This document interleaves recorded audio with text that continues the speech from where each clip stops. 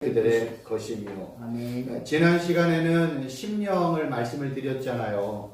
오늘은 이제 심령이 가난하다라고 할 때 이 가난이라는 말씀을 좀 드리려고요. 그래서 구약 성경의 가난의 의미가 뭔지, 아멘. 그리고 신약 성경의 가난의 의미가 뭔지를 말씀을 드릴 거예요. 그리고 성경이 말하는 가난과 부자의 의미가 뭔지를 오늘 말씀을 드릴 겁니다. 그래서 오늘은 구약부터 신약, 요한계시록까지 가난과 부자를 설명할 텐데, 오늘 이제 말씀을 잘 기억하면 가난과 부자라는 단어는 이제 끝나는 거예요. 그러니까 지난 시간에는 심령이라는 단어는 그냥 끝난 거예요. 다 설명드린 거고, 오늘은 가난과 부자라는 단어의 의미가 뭔지, 그래서 심령이 가난한 자가 왜 복을 받는지, 그러니까 복을 받는 자는 심령이 가난한 자잖아요. 그래서 이 가난의 의미가 뭔지를 우리가 알아야지, 내가 심령이 가난한 자가 되어서 하나님의 축복을 받았구나 라는 걸 깨닫는 시간 되시기를 바랍니다. 먼저 이 가난이라는 히브리어 단어를 보면 많은 단어가 있는데 중요한 두 단어만 좀 말씀을 드리도록 할게요. 하나는 이 아니라는 단어가 있고, 또 하나는 달이라는 단어가 있어요. 이 아니라는 단어가 뭐냐면 가난한, 비천한, 억압받는, 마음이 상함이라는 이런 의미가 있는데, 이러한 사람은 어떤 사람이냐면 사회적으로 가난한 사람, 소득이 없는 사람, 매일 벌어서 생계를 꾸려가는 사람, 압제받는 사람들을 가난하다라고 이야기를 해요. 근데 이 가난한 자라는 또 다른 이 달이라는 히브리어 단어가 있는데, 이것도 내용이 비슷해요. 약한, 가난한, 힘이 없는. 중요한 게 뭐냐면 위에 아니라는 가난과 달이라는 가난의 차이점은 뭐냐면, 달은요 고통과 압제를 의미하지 않는데, 그러니까 달이라는 히브리어의 가난은 뭐냐면 물질적으로 그냥 가난한 거야. 그런데 위에 아니라는 가난이라는 거는 물질적인 가난도 포함이 되지만 부자로부터 권세와 능력이 있는 어떤 사람으로부터 압제를 받을 때 가난한 자, 가난이라는 단어를 쓴다는 거예요. 그러니까 이 두 단어가 차이가 있죠. 얘는 그냥 물질적으로만 가난을 얘기해요. 근데 위에 아니라는 단어는 사회적으로 아니면 빈곤한 사람이 부자나 권세 있는 자로부터 억압을 받아서 비천하고 가난하고 힘이 없을 때 이 단어를 쓴다는 거예요. 이런 내용들을 정리를 하면 성경이 말하는 가난한 사람들은 물질적으로, 사회적으로 가난한 사람들, 궁핍한 사람들을 가난한 사람이다, 이렇게 설명을 합니다. 이 내용을 이제 조금 더 포괄적으로 말씀을 드리도록 하겠습니다. 성경에 보면, 구약 성경에 보면 하나님께서 가난한 자, 궁핍한 자에게 자선을 베풀라고 얘기를 해요. 구약 성경에 가난한 자, 궁핍한 자의 대표 주자가 있어요. 누구예요? 고아, 과부, 나그네입니다. 하나님께서는 이렇게 고아와 과부와 나그네로 가난하고 궁핍한 사람들을 하나님이 자선을 베풀라고 하는 이유는, 하나님께서 고아와 과부와 나그네의 아버지가 되어주시고 보호자가 되어주시고 구원자가 되어주시고 피난처가 되어주시기 때문에 그래요. 근데 여러분들, 제가 저랑 같이 이렇게 공부할 때 성경이 말하는 고아, 과부, 나그네 기억나세요? 성경이 말하는 고아는 어떤 의미예요? 고아는 누구를 고아라고 해요? 부모가 없는 자를 고아라고 하잖아요. 아버지가 없는 자를 고아라고 얘기하잖아요. 그러면 성경은 단순히 육신의 부모가 없는 자를 고아만 이야기할까? 아니요. 사전적이고 문자적인 첫 번째 의미는 부모, 아버지가 없는 자를 고아라고 얘기를 해요. 성경에는 항상 아버지를 육신의 아버지만 설명하는 게 아니라 누구도 설명해요? 영적 하나님 아버지를 얘기하잖아요. 갈라디아서 같은 로마서 보면 예수 그리스도를 나의 구주로 영접한 자를 하나님이 뭐라고 부르도록 허락해 주셨어요? 아빠, 아버지라고 얘기를 해요. 그래서 성경이 고아라고 이야기하면 두 가지, 첫 번째 문자적이고 사회적인 의미는 육신의 부모, 아버지가 없는 자가 고아야. 아멘. 근데 성경이 말하는 진짜 고아는 누구예요? 하나님 하나님 아버지가 없는 자를 고아라고 모르는 자. 얘기를 하는 거예요. 모르는 그래서 이거를 구약 성경에 나와 있는 이러한 내용들을 통해서 야 하나님이 고아의 아버지라고 얘기했으니까 우리가 고아원 차리자. 1차적인 의미지요. 진짜 고아를 살리는, 진짜 고아를 구제하고 궁핍해서 살리는 진짜 선대하는 일은 누구예요? 뭐 하는 거예요? 하나님을 믿는 예수님 믿게 하는 거예요. 예수님 믿어야 하나님 아버지를 뭘로 부를 수 있어요? 아버지. 아빠 아버지라고 부를 수 있잖아요. 그러면 과부는 또 누구예요? 과부는 누구를 과부라고 그래요? 남편이 호레비는 누구를 호레비라고 해요? 아내가 없는 사람. 성경에는 호레비가 없어요. 과부만 있어. 과부는 남편이 없는 자가 과부야. 그러면 이 성경에는 하나님을 뭘로도 표현해요? 남편이라고 신랑. 얘기를 해요. 남편. 성경에는 분명하게 하나님을 남편이라고 이야기를 해요. 아멘. 그거를 가장 비유적으로 설명하는 것이 호세아잖아요. 호세아는 선지자와 타락한 고멜과의 관계를 이야기하잖아요. 아멘. 선지자 이 호세아라는 뜻은 무슨 뜻이에요?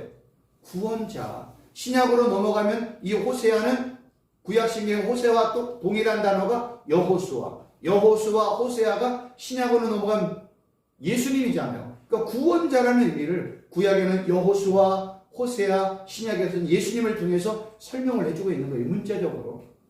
이름을 통해서. 그래서 이 호세아는 신랑이신 하나님을 선지자 이 호세아를 통해서 진짜 타락한 고멜이 이스라엘을 남편이 돈을 주고 사오는 장면을 설명하는 거 아니에요. 계속해서 남편을 떠나가잖아요. 그러니까 구약 성경에서는 하나님을 남편이라고 얘기해. 그래서 남편이 없는 자가 누구라고요?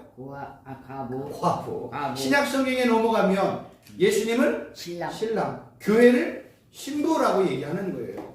그래서 교회는 혼자 신랑이신 예수님을 사랑하고 연합하고 하나가 되고 일치가 되어서 신랑이신 예수님과 신부인 교회가 연합되는 것을 이야기하는 거예요. 나그네는 또 뭐예요? 나그네는 어디를 떠난 사람을 나그네요? 집을 떠난 자가 나그네잖아요. 품을 떠난 사람. 그래서 우리 예수님을 믿는 모든 사람 지금 필그림이라서 순례자, 집을 떠난 자, 그래서 집을 향해 돌아가는 자를 나그네라고 이야기를 하는 거예요. 우리의 집은 어디예요? 본향. 그게 어디 나와 있어요? 히브리서. 우리의 집은 본향, 하나님의 나라, 새하늘과 새 땅인 거예요. 그래서 이 땅을 나그네처럼 살라고 이야기하는 거예요. 우리의 진짜 고향은 어디예요? 새하늘과 새 땅. 그걸 히브리서는 본향이라고 나오잖아요. 그러니까 성경이 말하는 이 고아와 과부와 나그네를 그냥 단순히 그냥 집이 없는 사람이니까 홈리스니까 우리 집 만들어주자. 그럼 남편이 없는 과부에게 뭐 남편 만들어주는 거예요? 그 얘기하는 거 아니에요. 진짜 과부를 살리는 건 신랑이신 예수님, 남편이신 하나님을 믿게 해서 그를 진짜 사망에서 구원하는 것이 그를 구제하고 선대하고 사랑하는 거예요. 아멘. 아까 우리가 배울 때 요한계시록에 보면 거짓말하는 자는 어디 가요? 거짓말하는 자 어디 가요? 뭐 집 가요? 아니요. 어디 가요? 지옥 간단 말이에요. 그러면 이거를 문자적으로 거짓말을 하면 지옥 간다면 예수 믿고 난 이후에 모든 사람이 한 번만 거짓말하면 다 어디 가야 돼요? 지옥. 그럼 말이 돼야 안 돼요? 성경의 절대적인 진리는 뭐예요? 예수님을 믿으면 천국, 예수님을 믿지 않으면 지옥이에요. 이건 절대 진리예요. 그러면 예수 믿고 난 이후에 거짓말을 했네? 우리 김일종 목사님을 사랑하는데 목사님 사랑해요. 거짓말했어. 그럼 그 말 한마디로 난 어디 가야 돼? 이게 말이 돼요? 그럼 이 거짓이라는 의미가 뭐냐? 알아야 되잖아요. 성경이 말하는 거짓은 뭐예요? 맛없는 밥을 맛있게 먹었다고 해서 거짓이에요? 성경이 말하는 거짓은 진리가 아닌 거를 거짓이라고 얘기해요. 그래서 거짓의 아비는 누구예요? 악한 사단. 성경에 나와 있잖아요. 제가 얘기하는 거 아니에요.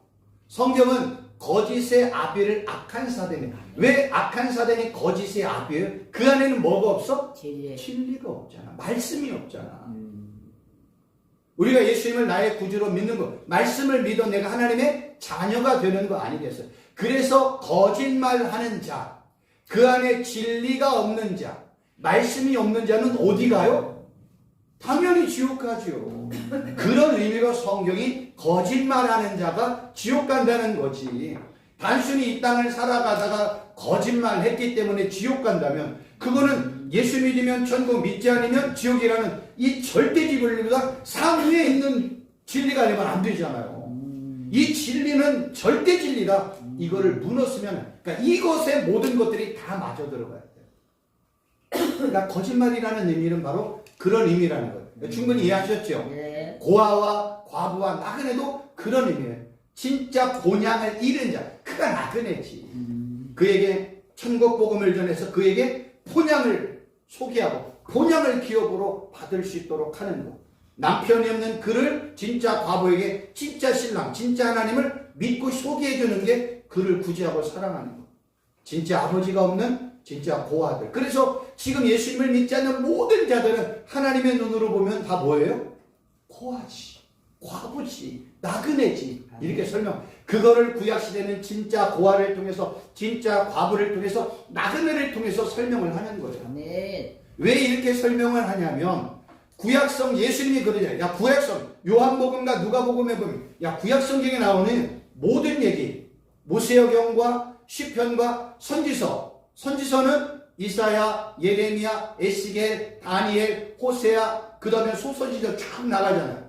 이 선지서의 모든 내용은 다 누구 이야기하는 거야? 예수. 내 얘기하잖아.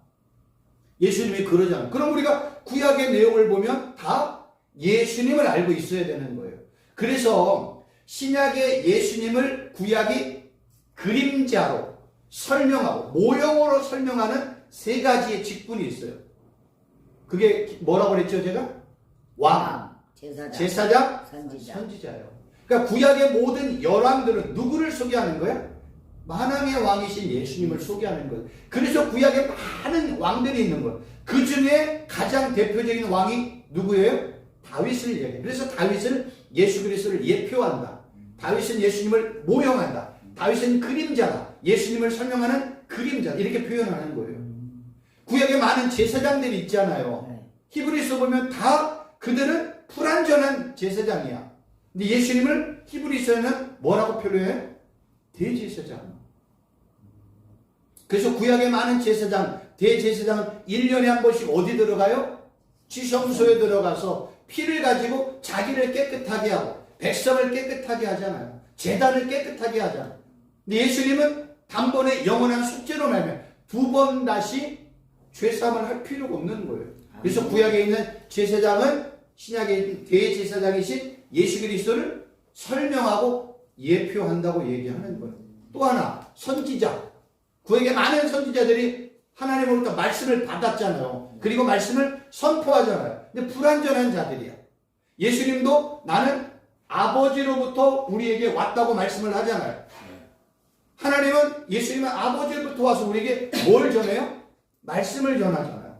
그래서 예수님을 참선지자 이렇게 얘기하는 거예요. 그러니까 이런 맥락을 알지 못하면 우리는 단순히 그냥 자선하면 야, 돈 몇 푼 얻어가지고 우리 도와주자, 집 져주자, 우물 파주자, 쌀 나눠주자, 연탄 갖다 주자, 이런 거 그거 잘하는 건 맞아요. 근데 그렇게 교회에서 막 수백 장, 수천 장, 수만 장 연탄 갖다 주고 김치 갖다 주고 밥 갖다 주고 쌀 갖다 주고 그를 진짜 구제했어요.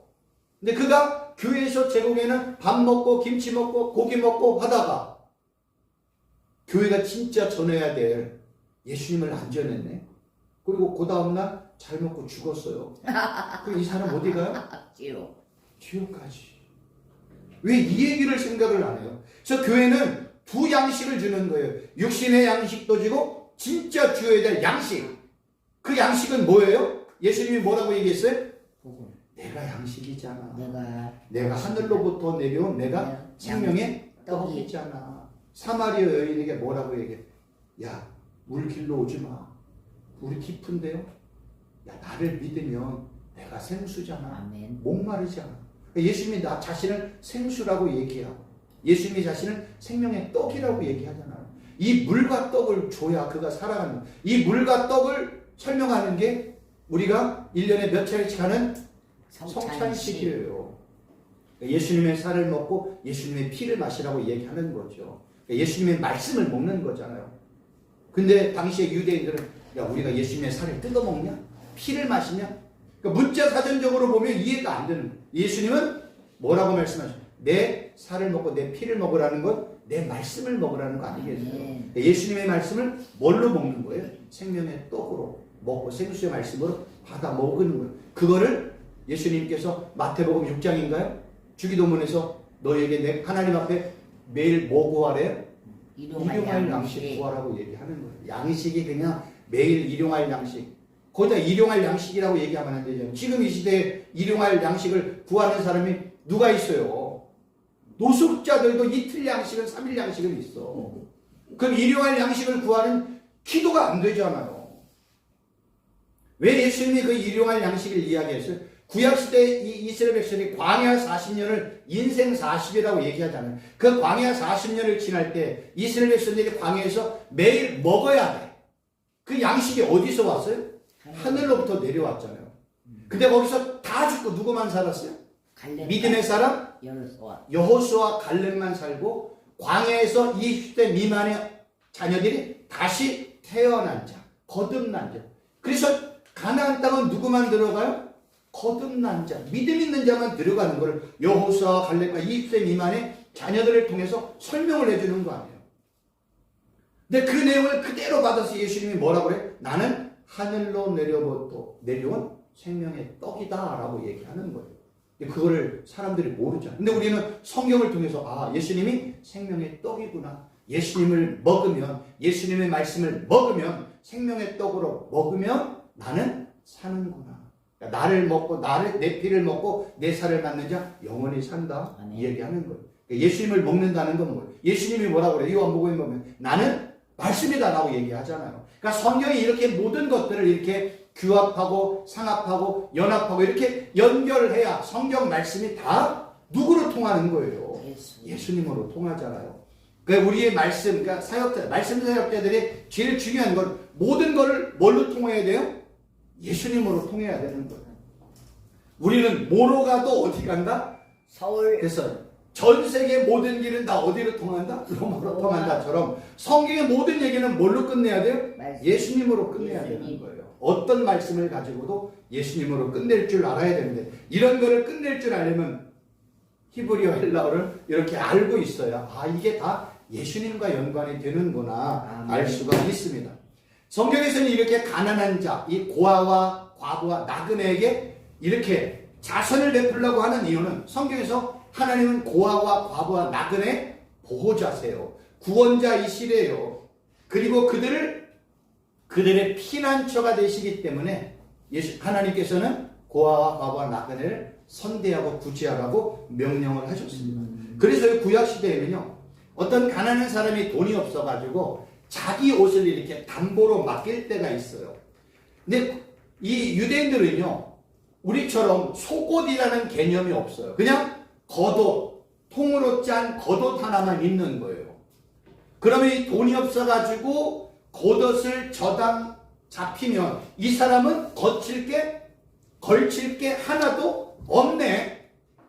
그럼 이 사람은 밤새 어떻게 돼요? 알몸으로 덜덜덜 떨 수밖에 없는 거예요. 그래서 하나님께서 야, 밤이 되기 전에 그 겉옷 그에게 돌려줘라고 명령을 한 거예요. 이 두 가지. 첫째는 이 가난한 자가 돈이 없어서 전당포에 자기 겉옷을 맡기고 알몸으로 덜덜덜 떨을 때 하나님께서는요, 그 가난한 자가 하나님 나 배고파요. 나 추워요. 이렇게 하나님 앞에 외치는 그 외침의 기도 소리를 하나님이 외면치 않고 들으신대요. 아멘. 당시에 이 사회적으로 가난한 사람, 아까 안위와 다리자, 물질적으로 가난한 사람, 부자나 권세자부터 이 핍박을 받아서 가난한 자가 있거든요. 압제받는 자들이. 아멘. 그들은 누구에게 도움 구할 데가 없어. 이렇게 그냥 우리가 얘기하는 사또한테 찾아갔더니 사또가 돈을 요구하네. 그럼 예수님 당시에 구약시대에 그런 사람이 없었겠어? 있었지? 이것 좀 도와주세요 했더니 야 나한테 100만 원 가져와. 돈이 없잖아요. 그럼 이 사람이 누구 앞에 갈까요? 하나님 앞에서 하나님 나 돈이 없습니다. 내 억울한 상황 하나님 해결해 줘요. 하나님 앞에 부르짖고 호소할 수밖에 없는 거예요. 근데 하나님은 그 호소 부르짖음을 외면하지 않으시고 다 들으신대요. 그러니까 고아와 과부와 나그네의 외침 부르짖음 탄식을 우리 하나님 아버지는 다 들으신대요. 왜요? 하나님은 고아와 과부 나그네 구원자요 피난처요 돕는 자가 되시기 때문에 그렇다는 거예요. 아멘. 또 하나님이 이 고아와 과부와 나그네를 도우라고 하는 이유는 첫째는요, 내가 그들을 도우면 그게 나에게 복이 돼요. 둘째는요, 내가 고아와 과부와 나그네와 궁핍한 자 가난한 자를 도우면 나는 하나님에 대해서 채무자가 되고 하나님은 채권자가 돼요. 네. 하나님이 나에게 빚을 진대요. 아멘. 그러니까 고아와 과부와 나그네를 돕는 게 내가 하나님의 축복과 은혜를 받아 누리는 하나의 방법 중에 하나라는 거예요. 아멘.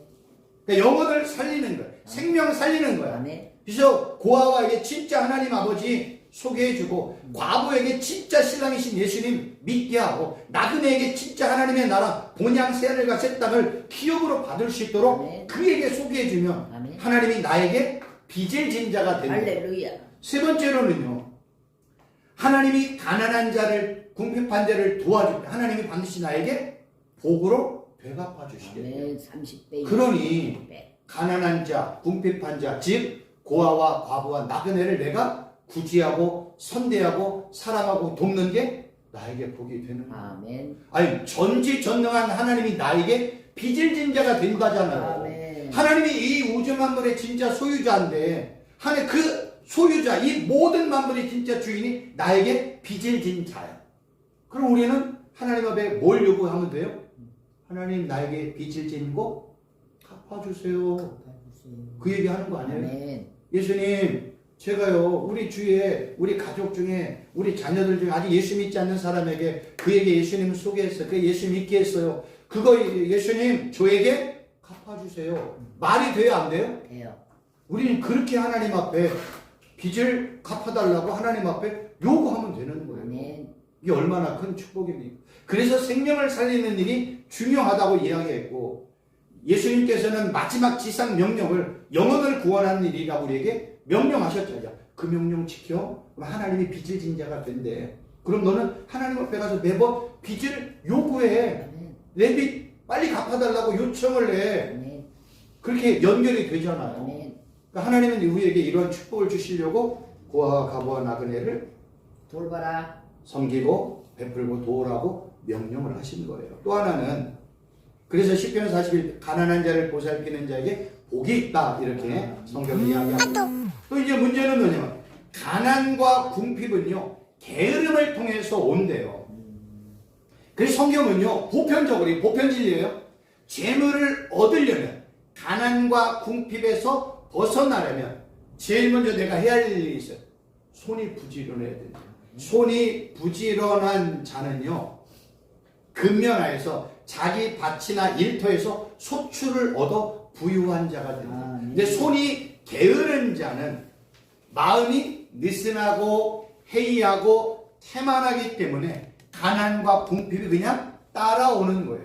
그러니까 손이 부지런한 자, 뭔가를 막 해가지고 일하는 사람은 절대로 굶주리지 않는데요. 그래서 예수님을 믿는 사람이든 믿지 않는 사람이든 뭐가 바빠야 돼요? 손이 바빠야. 열심히 일하는 거예요. 그러니까 손발이 바빠야 절대 가난하게 궁핍하게 안 산다는 거예요. 그냥 가만히 하나님 나 쌀 주세요. 하나님 나 돈 주세요. 이러라는 게 아니에요.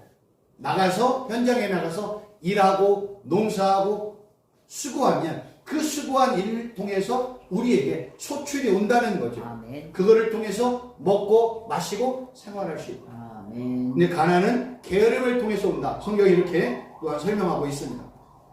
이제는 이제 지금부터 조금 더 집중적으로 말씀을 드리면 성경에서는요 가난한 자를 겸손한 자라고도 설명을 해요.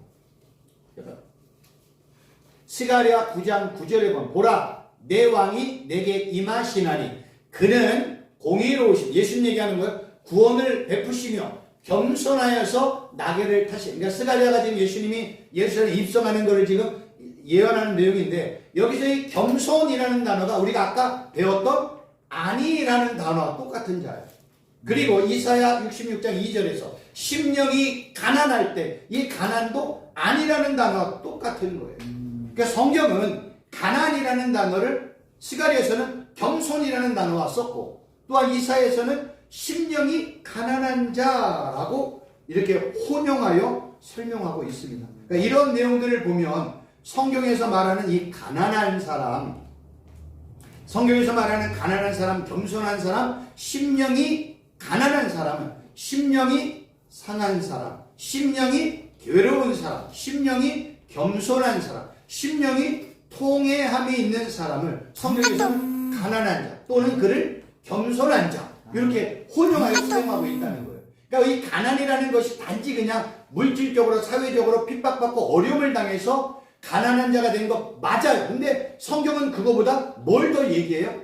심령이 가난한 자, 겸손한 자, 그를 하나님은 가난한 자, 겸손한 자, 심령이 가난한 자 이렇게 다 혼용하여 사용하고 있다는 내용을 잘 알고 있어야 돼요.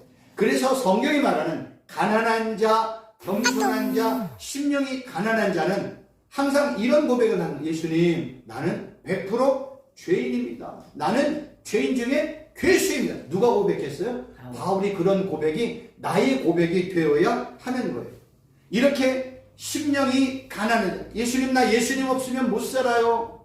나 예수님 없으면 단 하루도 살 수 없는 나는 예수님만 의존해야 될 예수님 의존적 존재예요. 이렇게 고백하는 사람 매일 누구만 바라봐요?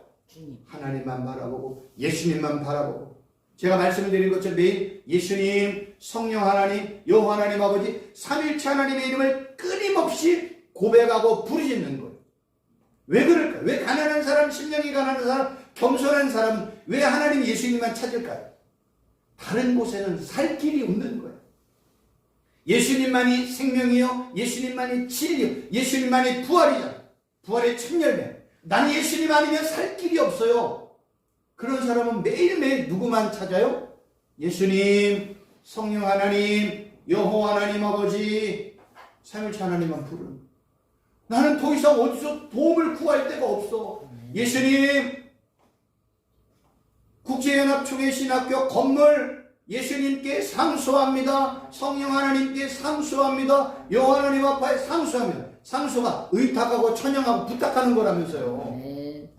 나는 어디 가서 이걸 마련할 돈이 없어. 그럼 예수님 앞에 상소하고 하나님 앞에 상소하는 거예요. 네. 나는 다른 데 도움을 구할 데가 없어. 나는 오직 예수님, 내 살 길은 예수님, 성령 하나님, 여호와 하나님 외에는 없습니다. 이런 고백을 하는 자가 진짜 성경이 말하는 겸손한 자, 심령이 가난한 자, 그를 온유한 자, 의에 줄이고 목마른 자, 애통하는 자 이렇게 표현하는 거예요.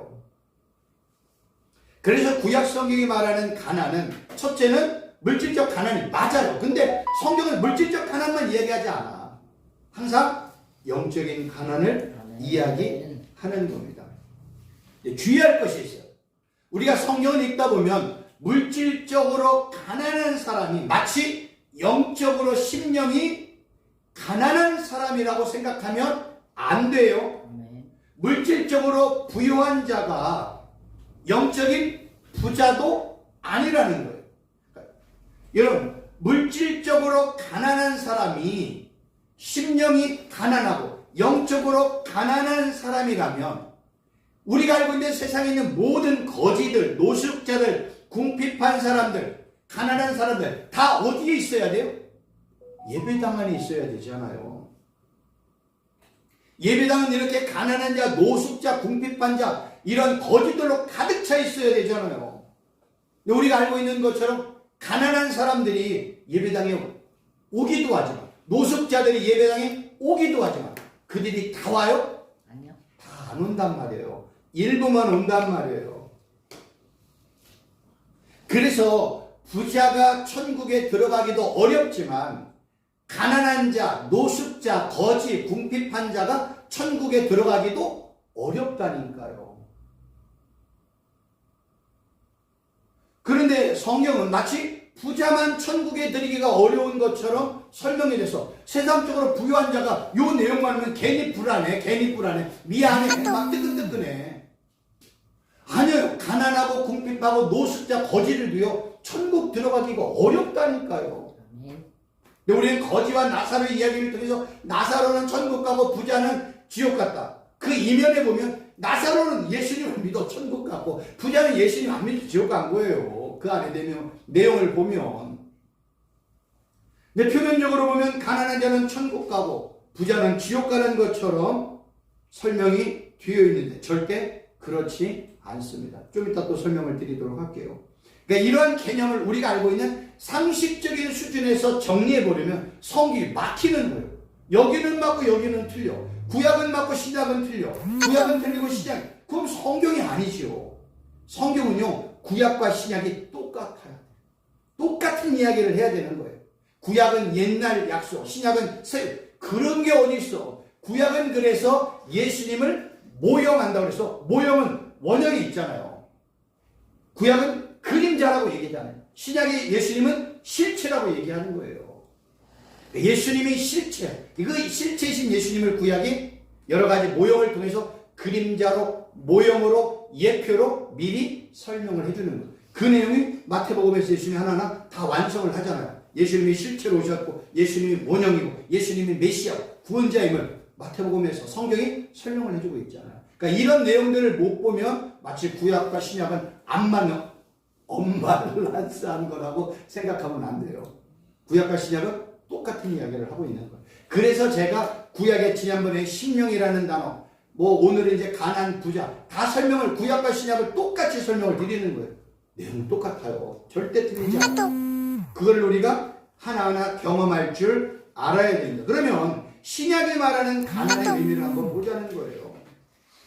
신약이 말하는 가난은 푸토코스라는 단어인데요. 이것도 다양한 구약과 비슷해요. 가난한, 빈곤한, 구걸하는 거지처럼 거지 신세로 전락한 자선을 구하는, 그러니까 물질적 가난을 이야기해요. 근데 이 푸토코스라는 가난이라는 단어, 비유적으로 사용이 되어지면 가난은요, 심령의 가난, 영적인 가난, 철저히 하나님만 의존하는 가난이에요. 그러니까 성경이 말하는 겸손은 아까 뭐라고 그랬어요? 나 예수님 아니면 안 돼요. 예수님만이 살 길이에요. 그러니까 예수님만을 진짜 의지하는 자를 겸손한 자라고 얘기를 하는 거예요. 그냥 이렇게 겸손히 그냥 돈 많은데 좀 없는 것처럼 이렇게 겸양 떨고 간 그거를 겸손이라고 성경은 그거는 사전적인 문자적인 뜻이지. 성경이 말하는 진짜 겸손은 하나님 앞에 예수님 나는 죄인 중에 괴수입니다. 나는 100% 죄인입니다. 예수님 없으면 나는 사망과 죽음의 심판을 받아 영원한 불못에 들어갈 사람입니다. 나는 오직 예수님만 의지합니다. 나는 예수님만 바라봅니다. 나는 예수님만 고백할 거예요. 나는 예수님만 의지할 거예요. 나 예수님 안 떠날 거예요.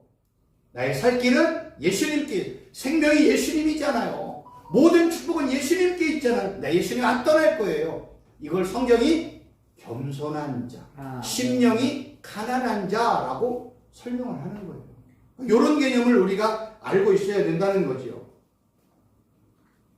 그런데 아까도 말씀을 드렸지만 이 성경이 이렇게 언뜻 보면 부자는 천국, 지옥, 가난한 자는 천국 이렇게 설명은 되잖아요. 거지는 천국, 나사로 거지 천국, 부자 지옥 그런 식으로 설명이 되어 있잖아요. 그러면 요한계시록에 나와 있는 이 내용을 어떻게 설명을 할 거예요?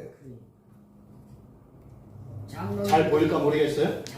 요한계시록 13장 16, 17 그가 모든 자 곧 작은 자나 큰 자나 부자나 가난한 자나 자유인이나 종들에게 그 오른손이나 이마에 표를 받게 하고 누구든 이 표를 가진 자 외에는 매매를 못하게 하니 이 표는 곧 짐승의 이름이 그 이름의 수는 그 이름의 수라. 이걸 잘 안 보이죠? 잘 보이나요? 잘 보일 줄 알고 했는데 요한계시록 19장 20절 짐승이 잡히고 그 앞에서 표적을 행하던 거짓 선지자도 함께 잡혔으니 이는 짐승의 표를 받고 그의 우상에게 경배하던 자들을 표적으로 미혹하던 자라. 이들이 산채 어디에 들어가요? 유황불 붙는 못에 던져 치고. 요 내용을 보면 부자가 천국에 가고 가난한 자가 지옥에 간다. 아니, 가난한 자가 천국 가고 부자가 지옥. 이 논리가 완전히 무너지는 거예요. 여기 보니까 누가 있어요? 큰 자, 작은 자, 부자, 가난한 자 있네.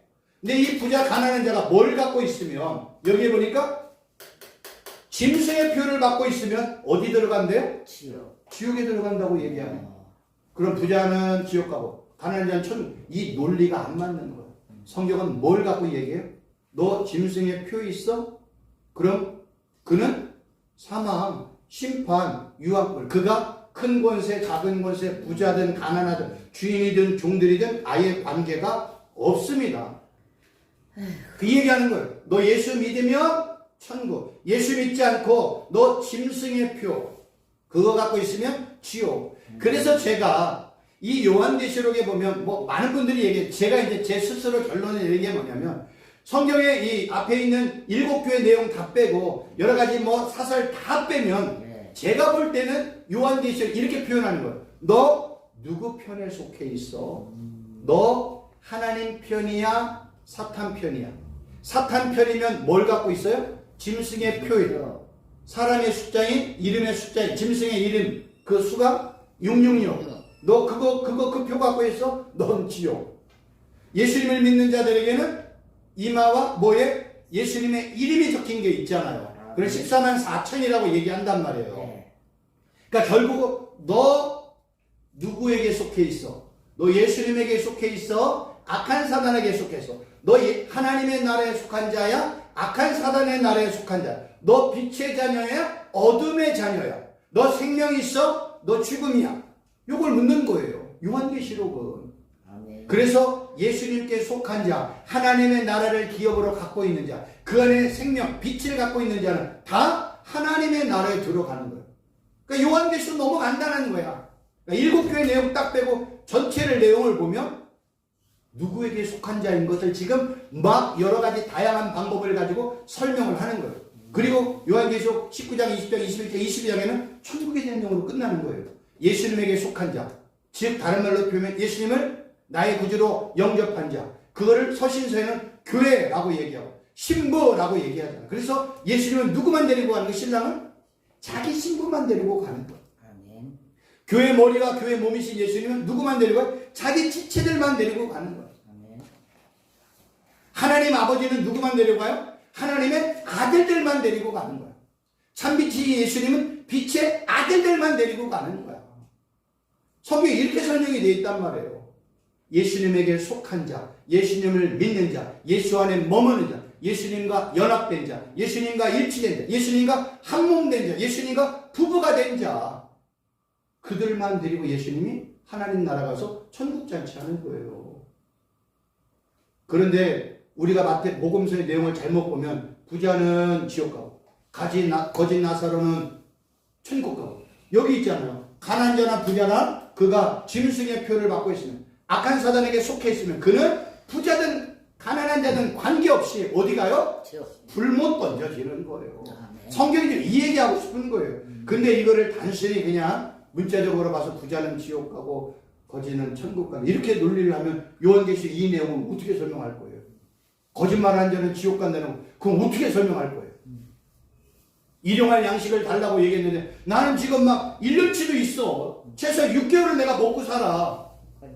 그러면 일용할 양식을 주세요. 기도하라는데 야 일용할 양식 감사하며 살라고 이런 식으로 설명하면 말이 돼요? 성경 일용할 양식 매일 달라고 얘기하는데 그럼 우리가 어제 먹었던 생명의 떡과 생수의 말씀이신 그 말씀을 어제 내가 풍족하게 먹었어. 오늘 안 먹으면 나는 배고픈 거예요. 목 마른 거예요.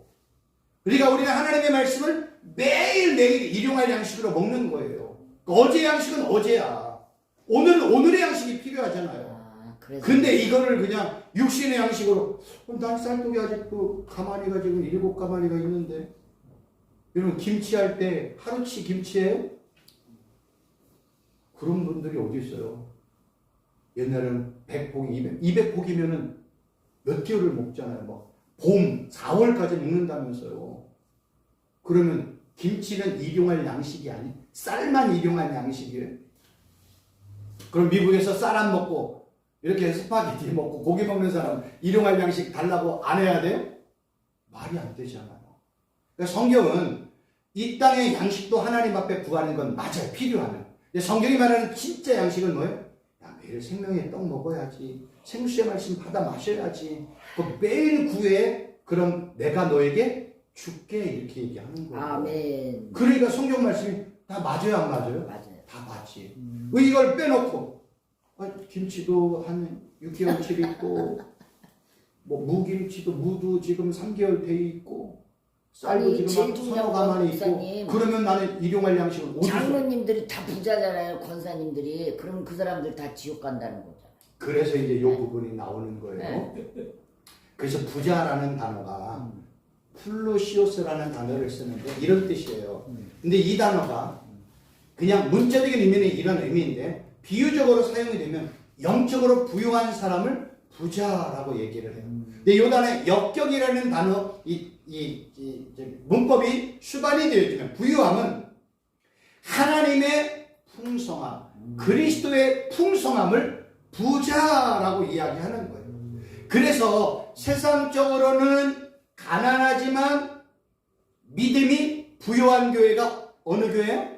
서머나 교회. 세상적으로 부유하지만 믿음이 가난한 교회를 라오디게아 교회. 그러니까 칭찬받는 서머나 교회, 책망받는 라오디게아 교회가 있는 거예요.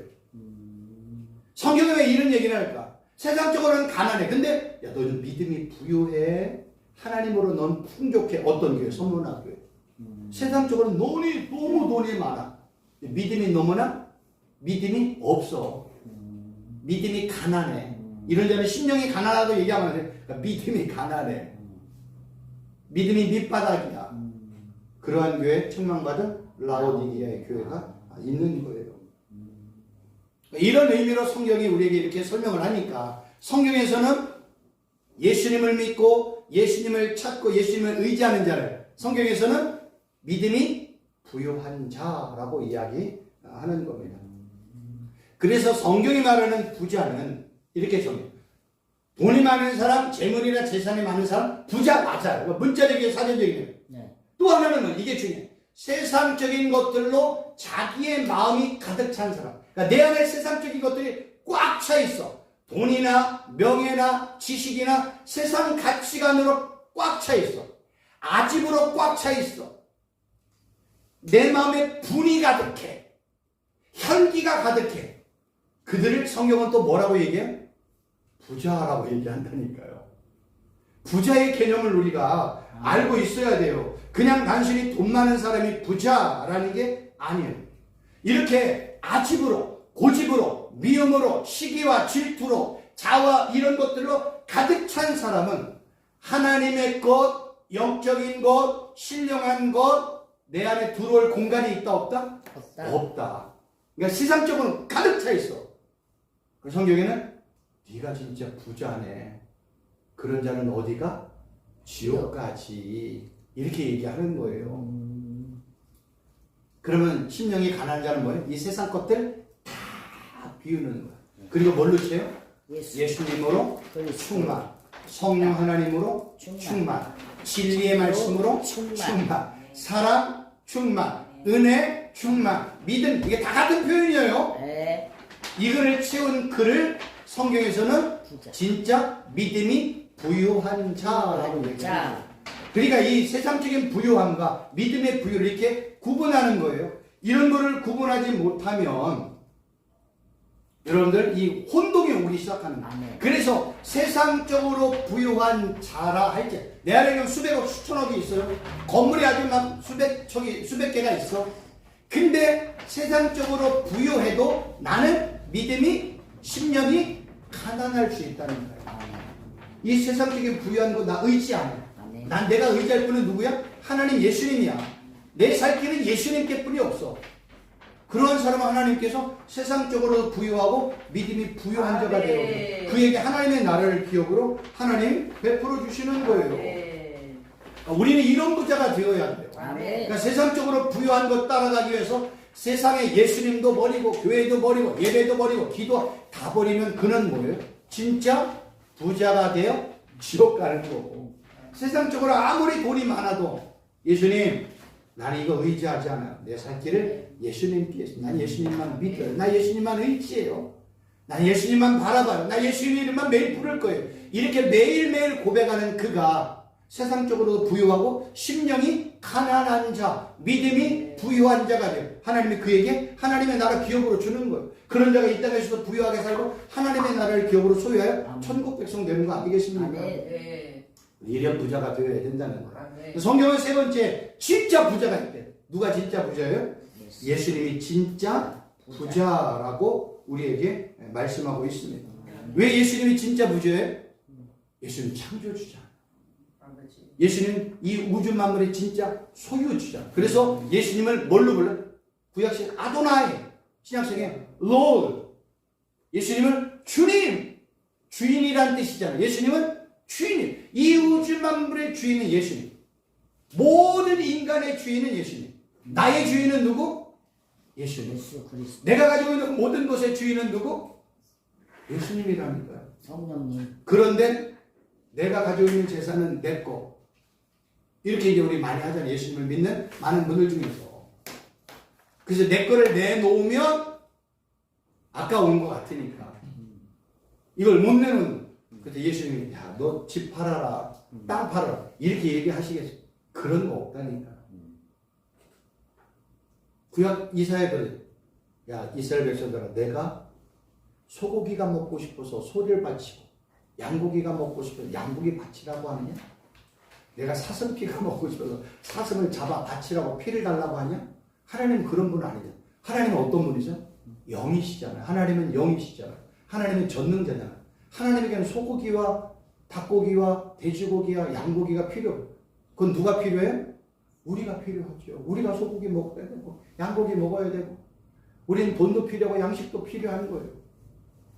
그런 예수님이 우리에게 야 건물 팔아서 바치라. 이건 믿음의 고백으로 그렇게 할 수는 있어요.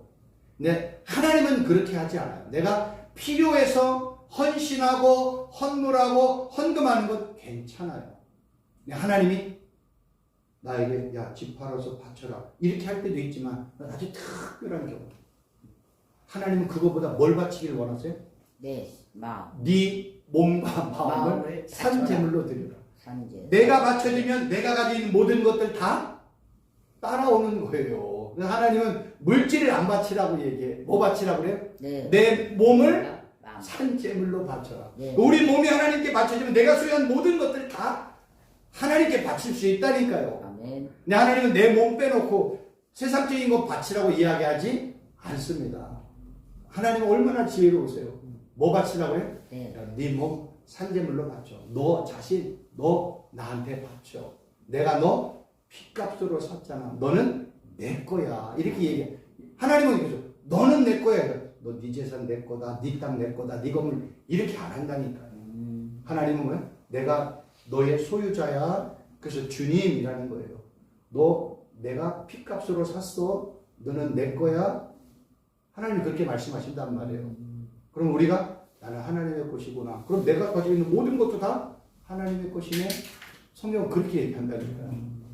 이 구분을 잘 아시기를 바랍니다. 아멘. 그래서 성경은요. 진짜 부유한 누구를 바라보라고? 예수 예수님만 그리스도. 바라보라고 얘기하는 거예요.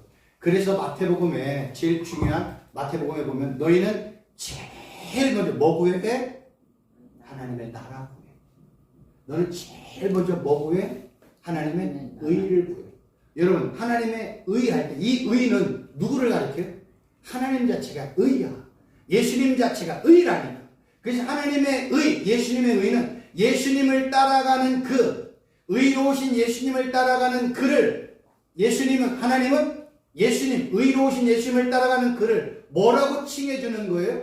너 의인이야 이렇게 얘기하는 거예요. 그러니까 진짜 의로우신 하나님 예수님을 믿고 따라가는 그를 하나님 너는 의인이야.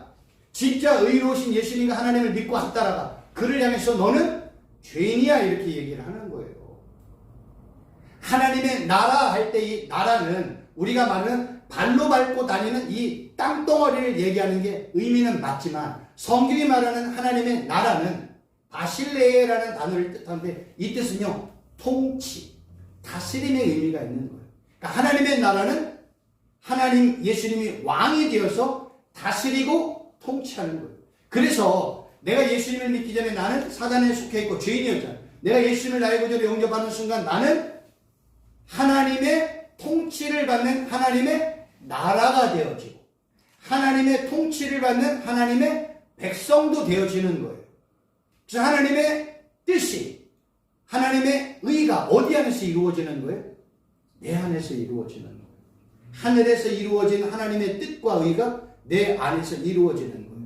왜냐하면 내가 뭐가 됐기 때문에 하나님의 나라가 됐잖아요. 이 나를 누가 다스려야 돼요?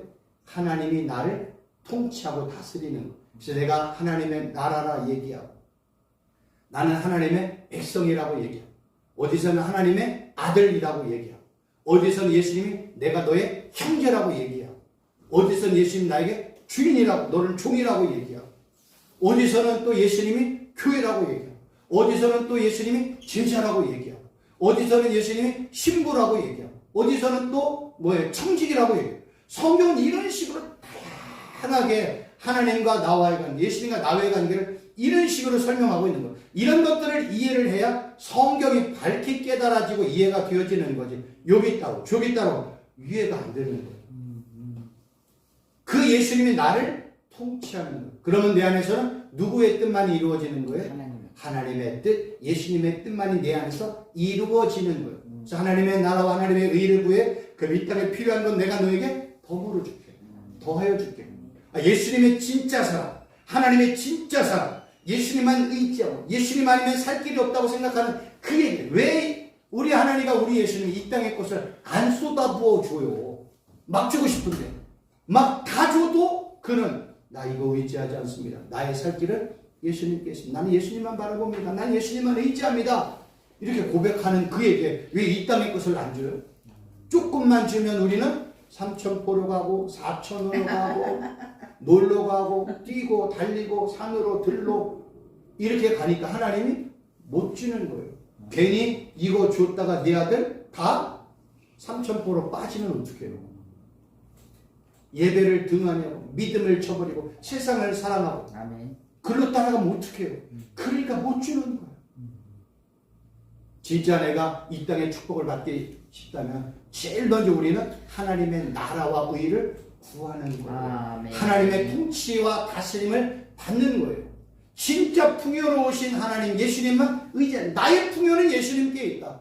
그 풍요로운 예수님이 왜 하늘의 복과 이 땅의 복을 안 줄까요? 쏟아부어 주지. 막 주고 싶어 안다라는데 말할 때는 이 아들, 딸, 이 아들, 딸에도 육신의 복은 막 다 주고 싶은데 전능자이신 우리 하나님 아버지께서 진짜 하나님만 바라고 예수님만 의지하고 예수님의 이름만 부르는 그 하나님의 아들, 딸들에게 그 신부에게 왜 이 땅의 것을 안 줘요? 막 다 주고 싶죠. 그지 않아요? 너무 사랑스러운 내 신부야. 교회야. 가야도 주고 그냥 건물도 주고 아파도 주고 필요면 안 주겠어? 다 주지. 내가 진짜 사랑하는 신부인데 근데 그 신부는 견눈질을 안 하네. 세상을 사랑 안 하네. 오직 신랑이신 누구만 바라? 예수님만 바라보네. 그럼 그 신랑이 너무 기뻐하지 않겠어요? 신랑이 신부가 있는데 맨날 다른 남자 쳐다보고 이 남자 저 남자 쳐다보면 그 신랑이 좋아하겠어요? 매 맞는 거지. 그 이혼 당하는 거지. 그래서 구약의 이혼이라는 게 뭐예요? 하나님 돌아와라 돌아와라 이스라엘 백성들이 얘기했는데 그들은 뭐예요?